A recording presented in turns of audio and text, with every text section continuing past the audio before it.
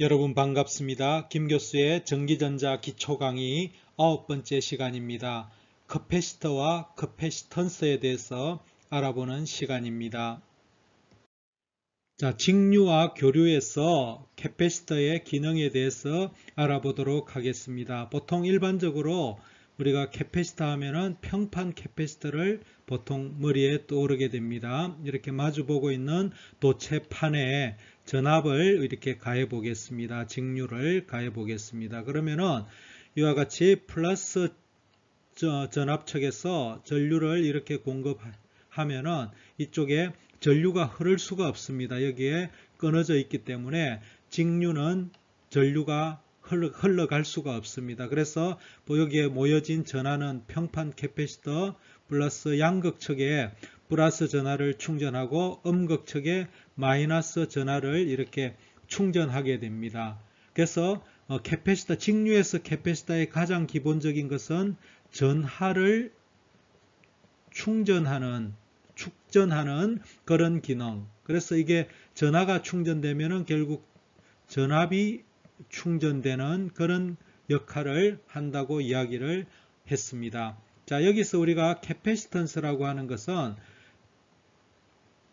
C는 V분의 Q라는 공식을 여러분들이 기억하실 건데, 자, 1V의 전하를 1V의 전압으로 1쿨롱의 전하량을 충전하는 것을 우리가 1페럿이라고 이야기를 합니다. 그래서 1쿨롱이라는 것은 어느 정도의 양이냐면은 전자로 보면은 6.25 곱하기 10의 18성계의 전자가 모여야 1쿨롱의 전하량을 갖게 됩니다. 그래서 1페럿이라는 것은 굉장히 큰 값을 나타냅니다. 그래서 우리가 보통 전자나 전기공학에서는 마이크로페럿이나 또는 피코페럿까지도 사용을 합니다. 1페럿이라는 것은 굉장히 큰 값이라는 겁니다.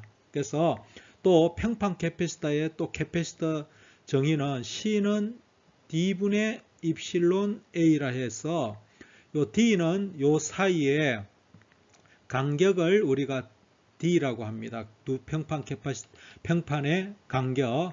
그 다음에 A는 요 평판의 면적을 말하고 요 입실론이라는 것은 요 평판 사이에 유전율을 말합니다. 그러니까 입실론 제로에다가 입실론 S를 곱한 비유전율을 곱한 것이 입실론이 되겠습니다. 그래서 전체적으로는 이와 같은 캐패시턴스 값을 갖게 됩니다. 그래서 직류에서 캐패시터의 역할은 전하를 충전하는 역할을 한다. 즉 또 다른 말로 전압을 충전하는 그런 충전을 담당하는 그런 기능을 갖는다고 보시면 되겠습니다.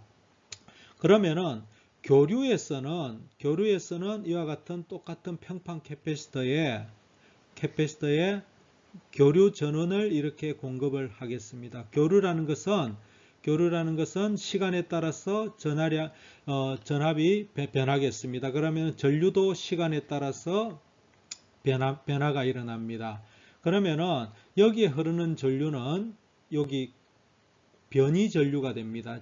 아까 직류에서는 우리가 전류가 흐르지 못하는데 교류에서는 주파수 성분이 있기 때문에 시간에 따라서 변하기 때문에 여기서 변이 전류가 돼서 맥스웰 법칙에 의해서 우리 란다 D, 란다 T라는 게 있습니다. 우리가 전류 밀도는 우리가 시그마 E라는 전도 전류가 있고 요게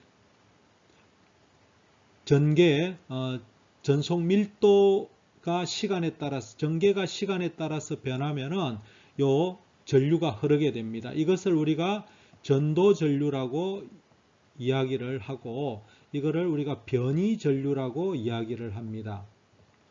그래서 전도 전류는 우리가 시그마 도선이 있어야 됩니다. 전도성이 있는 물질을 통해서 전선으로 통해서 흘러가는 거고 이 변이 전류라는 것은 공간 우리가 안테나라든지 전파가 이렇게 전달되는 이유는 이 변이 전류 때문에 그렇습니다. 그래서 전개가 시간에 따라서 이렇게 변화가 이렇게 일어나면은 전류가 발생한다는 게 맥스웰 법칙에서 우리가 배웠는데, 자, 이게 시간에 따라서 전개가 이렇게 변하게 되면은 여기 전류가 흐릅니다. 이 전류는 변이 전류라고 하는데, 우리가 CdV dt라고 우리가 이렇게 표현할 수가 있습니다. CdV dt. 그래서 이 공식을 기억하면은, 자, 우리가 여기서 다시 유도를 좀 하게 되면은, i는 우리가 미분을 라플라스에서 d dt를 우리가 j 오메가 또는 s라고 이렇게 정의를 내렸습니다. 그러면 이거를 다시 쓰게 되면은 요 d dt 요거를 j 오메가로 뽑아내겠습니다. j 오메가 cv가 되겠죠. 그래서 이와 같이 전류는, 캐패시터에 흐르는 전류는 j 오메가 cv라는 식을 유도해 낼 수가 있습니다. 그러면 다시 우리가 대문자로 표시하게 되면은 j 오메가 cv가 되겠습니다. 요거는 j라는 것은 우리가 90도, 위상을 90도 앞선다는 겁니다. j는 우리가 벡타도에서 그려보면은 이게 리얼이고 이 부분이 j이지 않습니까? j는 우리가 90도를 의미합니다. 90도에다가 이 부분, 그 다음에 전압. 그러면은 요거는 무슨 성분입니까? 요게 어드미턴스가 되죠. 그죠? 어드미턴스. 그러면은 저항 성분은 우리가 오메가 C분의 1이 되겠죠. 이 교류에서 저항 성분은 우리가 좀 더 고급스럽게 XC, 용량성 리액턴스라고 이야기를 한다고 했습니다. 그래서 이 공식, 자, XC는 오메가 C분의 1이고 위상이 90도 앞서게 됨을 알 수가 있습니다. 자, 캐패시턴스에 대해서 아까 조금 전에 살펴봤는데, 우리가 캐패시터라는 것은 전압을 충전하는 거라 했습니다. C는 V분의 Q. 그래서 이 캐패시터가 이렇게 평판이든지 뭐 어떤 구조든지 간에 이렇게 됐을 때, 이 캐패시턴스라는 것은 CAPACITANCE라 그랬죠. 이 뭐 턴스 이런 것들은 뭐 특성을 나타내는 특성 요소, 특성 계수라고 이야기했지 않습니까? 그러면 캐패시터라는 것은 뭐냐면은 충전, 그릇 이런 뜻입니다. 그러니까 그릇 개념, 충전, 얼마나 충전을 잘 할 수 있는지를 나타내는 특성 계수가 캐패시턴스입니다. 그래서 여기에 양단에 볼트를 가하게 되면은, 전압을 가하게 되면은 여기에 전하가 이렇게 충전이 됩니다. 전하가 모이게 되겠죠.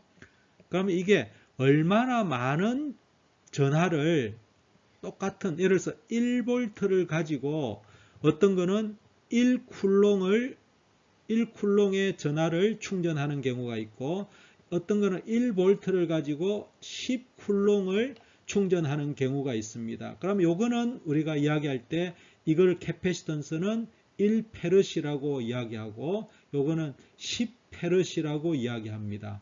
그러니까 똑같은 전압을 가지고도 전하를 얼마나 잘 충전하느냐 하는 지수를, 특성 계수를 우리가 캐패시턴스라고 합니다. 캐패시턴스의 단위는 우리가 페르시라고 이야기를 합니다. 그래서 캐패시턴스는 전하를 충전하는 능력, 그거를 나타내는 지수, 이렇게 보시면 되겠습니다. 자, 리액턴스, 아까 조금 전에 살펴봤다시피 I는 J 오메가 CV라는 식을 유도했습니다. 자, 우리가 캐패시터가 있으면은 캐패시터에 흐르는 전류, 변이 전류는 CdV dt라고 이야기를 했습니다. 요거를 우리가 다시 우리가 라플라스 식에서 쓰면은 우리가 C에다가 미분을 하게 되면은 J 오메가 붙는다 했죠. 그죠? 그러면은 J 오메가 CV라는 전류는 이렇게 된다 이거죠. 그러면은 이것이 우리가 저항의 역수에 대한 디멘전이 되겠죠. 그죠? 이게 I는 YV죠. 어드미턴스 택이죠. 그죠? 그러니까 저항 성분은 우리가 XC라고 이야기했습니다. 그죠? XC가 교류에서 캐패시턴스가 갖는 저항 성분이니까 요거는 역수가 되겠죠. 오메가 C분의 1, 2파이 F가 오메가죠. 오메가 C분의 1이 이거를 우리가 용량성 리액턴스라고 이야기합니다. 그죠? 리액턴스. 저번에 유도성 리액턴스는 인덕터가 갖는 저항 성분을 말한다고 이야기했습니다. 그죠? 그러면은 우리가 다시 한번 살펴보면은 이 I는 J 오메가 C다. J라는 것은 우리가 위상으로 보면은 90도를 말합니다. 즉 무슨 말이냐면은 헛수가 되는 것은 요 실수척이죠. 그죠? 헛수가 여기 J잖아요. 그죠? J 오메가는 실수보다 90도가 위상이 앞섬을 우리가 말합니다. 그래서 전류를 다시 쓰게 되면은 오메가 CV에다가 위상이 90도가 앞섰습니다. 전압보다도 위상이 90도가 앞서고 그 크기는 다시 이렇게 표시할 수가 있죠. XC분의 V가 되겠고 XC분의 V에다가 위상이 90도 앞서 나가는 것을 우리가 볼 수가 있습니다. 그래서 전류는 용량성 리액턴스를 나누어 가지고 전압에다 나누어 가지고 계산을 하고 위상은 역시 전압보다도 전류가 90도 앞섬을 알 수가 있습니다. 이거를 우리가 다시 그리게 되면은 이렇게 자 전압이 이렇게 존재를 한다고 하면은 전압은 위상이 지금 0도라고 우리가 기준을 잡으면은 전류는 I는 이와 같이 90도 앞서 나가는 전압보다도 앞서 나가는 우리가 진상 전류를 나타낸다고 했습니다. 그래서 여기서 용량성 리액턴스 이 부분을 잘 기억을 해두면 됩니다. 용량성 리액턴스는 교류에서 캐패시터가 갖는 저항 성분이다. 크기는 오메가 C분의 1이다 하는 거. 그래서 이 부분을 잘 기억을 하면 되겠습니다. 자, 캐패시터의 연결입니다. 캐패시터를 이렇게 직렬로 연결하는 방법과 또 이렇게 병렬로 연결하는 두 가지 방법에 대해서 설명을 드리겠습니다. 그래서 캐패시터가 C1하고 C2가 이렇게 각각 직렬과 병렬로 됐을 때 이것은 뭐 유도를 해보면 되겠습니다만은 결론적으로는 저항하고 반대다는 거죠. 이게 직렬이면은 전체 저항은 C1분의 1, C2분의 1과 같아서 전체 캐패시터는 서로 더한 것분에 곱한 거다는 겁니다. 이거는 저항하고 좀 반대 개념이죠. 그죠? 그럼 요거는 전체 캐패시턴스는 C1하고 C2를 더하면 된다는 거. 그러면 이 모든 것이 계산에 있어서 저항하고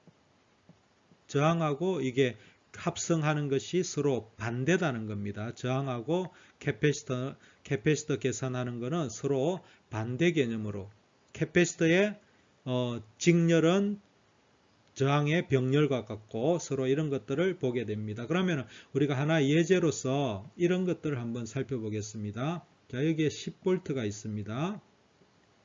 10V가 캐패시터가 있고 여기 있습니다. 그러면은 여기에 뭐 어떤 전압이 V 예를 들어서 10V라고 하겠습니다. 그러면 여기에 1페럿하고 2페럿이 있습니다. 이걸 12라고 할까요? 계산상 그냥 편의상 12라고 하겠습니다. 그러면 여기에 걸리는 전압 VC1하고 여기 걸리는 전압 VC2는 우리가 저항 같은 경우에는 큰 쪽이 많이 걸렸잖아요. 그죠? 비율적으로.